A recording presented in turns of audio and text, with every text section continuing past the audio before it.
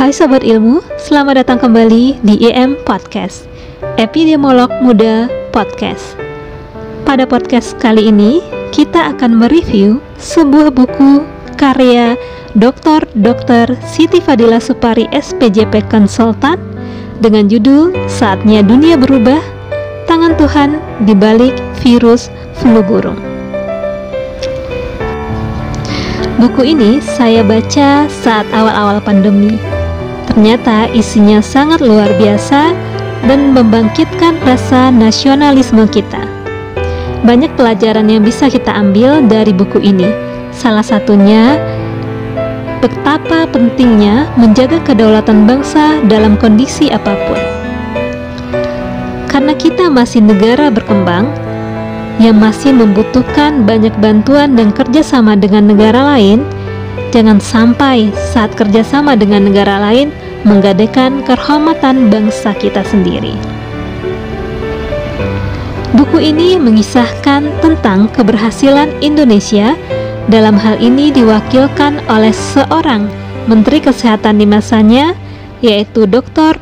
Siti Fadila Supari SPJP Konsultan, dalam mengatasi kasus flu burung dan memperjuangkan keadilan, kesetaraan, dan kedaulatan bangsa-bangsa di dunia, khususnya negara-negara miskin dan berkembang, untuk mendapatkan haknya sebagai negara yang berdaulat.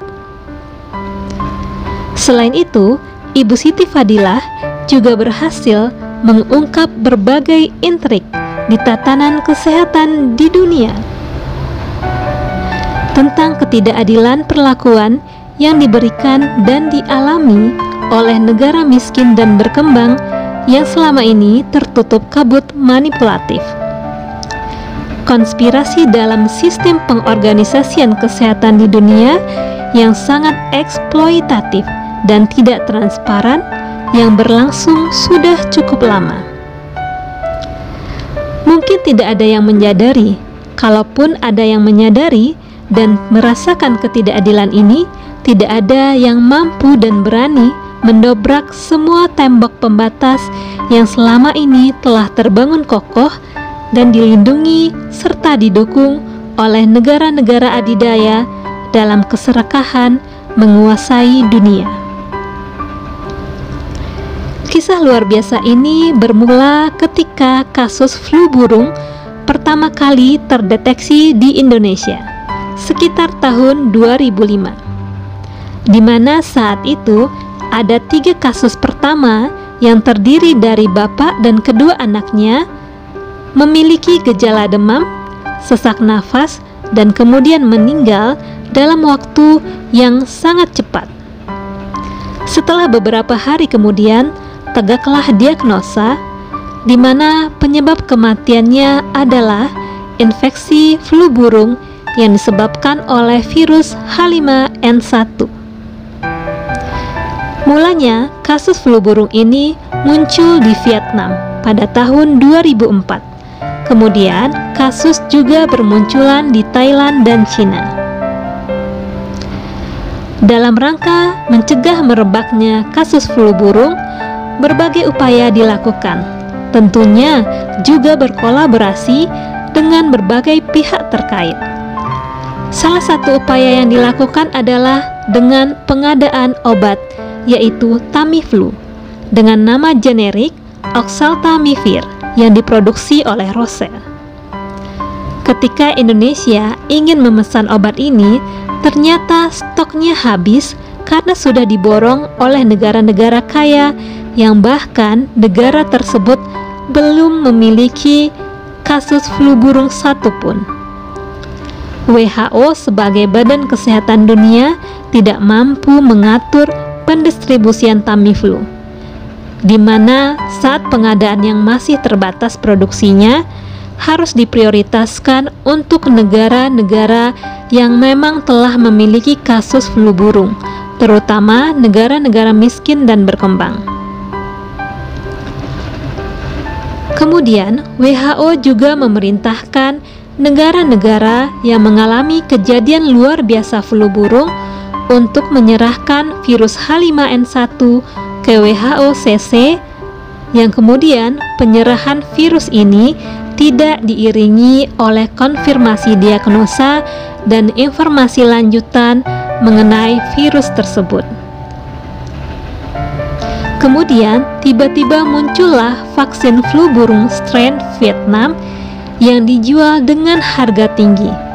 Bahkan Vietnam sebagai negara yang punya vaksin tidak mendapatkan manfaat apapun, bahkan harus membeli vaksin tersebut dengan harga yang sama dengan pasaran, padahal Vietnamlah yang punya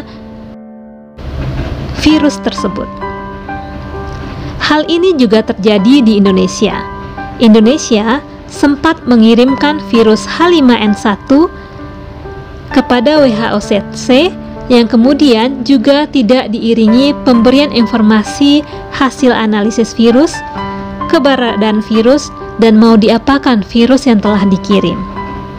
Kemudian terdengar kabar bahwa virus flu burung strain Indonesia diberikan kepada perusahaan vaksin swasta besar milik negara adidaya Amerika Serikat. Sebagai sang pemilik virus, tentunya Indonesia yang diwakilkan oleh Menteri Kesehatan Siti Fadila Supari merasa diperlakukan semena-mena dan tidak adil. Picuan ini membuat seorang anak bangsa dengan nasionalisme yang tinggi menggebrak dunia dan memperjuangkan keadilan dan keterbukaan sistem kesehatan dunia yang diwakilkan oleh WHO. Dengan membawa isu mekanisme virus sharing dan akses terhadap vaksin serta manfaat lainnya yang bisa dihasilkan dari berbagi virus agar lebih transparan dan menguntungkan semua pihak, dengan topik ini dibawa dan dibahas di sidang internasional WHA dan WHO.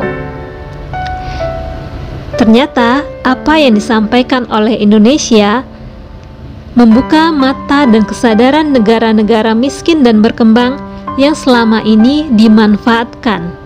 Bahkan virus yang mereka miliki pun diambil begitu saja dan dibuatkan vaksin tanpa izin dan pemberitahuan kepada sang pemilik virus. Dan pemilik virus tidak mendapatkan manfaat apapun. Hal ini membuka mata banyak negara untuk ikut merombak sistem kesehatan di dunia di bawah WHO agar menjadi lebih adil, transparan, dan setara dengan tujuan semata-mata untuk peradaban manusia dan kesehatan di dunia. Sebenarnya, negara miskin dan berkembang dengan negara maju harusnya memiliki hubungan simbiosis mutualisme. Khususnya dalam hal ini, negara miskin dan berkembang memiliki virus, dan negara maju dengan teknologinya bisa memanfaatkan virus yang ada untuk membuat vaksin. Harusnya saling membantu dan bekerja sama supaya kedua belah pihak mendapatkan manfaat dari berbagi virus tersebut. Jika semua negara saling bahu-membahu, tolong-menolong dengan mekanisme aturan yang transparan dengan prinsip keadilan, pasti akan tercipta dunia yang damai dan sejahtera. Terima kasih kita ucapkan kepada Ibu Siti Fadila Supari atas perjuangan dan pengorbanannya untuk membawa Indonesia dikenal di mata dunia sebagai negara yang berwibawa dan berdaulat. Tentunya usaha yang dilakukan oleh Ibu Siti Fadila Supari memberikan manfaat dan dampak yang besar bagi keadilan dan kesetaraan bangsa-bangsa di dunia. Semoga apa yang dilakukan Ibu Siti Fadilah mendapatkan balasan terbaik dari Allah Subhanahu wa Ta'ala, karena telah berhasil memperjuangkan keadilan dan memperbaiki sistem kesehatan di dunia.